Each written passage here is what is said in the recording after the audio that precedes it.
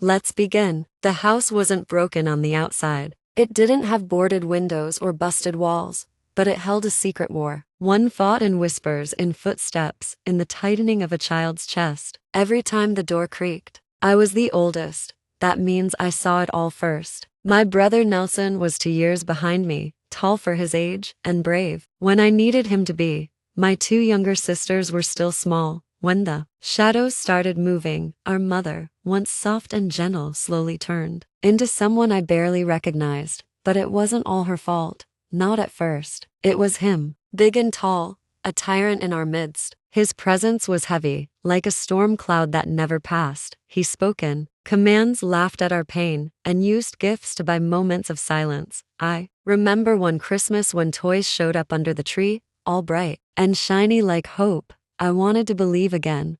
I wanted to believe her when she said, "He's trying." But nightfall always told the truth. I'd lie awake with my brother across the room, and we'd pretend not to hear the screams. We'd hold our breath when the footsteps came close. And we prayed so hard that maybe he'd leave our door shut tonight, but he didn't. And when it wasn't his hands, it was his words. When it wasn't his fists, it was the things he took that we didn't know we were allowed to keep, like peace, and safety, and childhood. And the worst part, she knew. Mama knew. She watched it happen. And every time she stayed, every time she said, "He didn't mean it," a piece of us fell off. I tried to be her. I cooked, I cleaned, I braided hair, I wiped tears that weren't even mine. I became the protector, the translator, the warning bell. But I was just a kid learning to survive in a home that looked like a family, but felt like a battlefield. There were nights when I'd press my face against the window,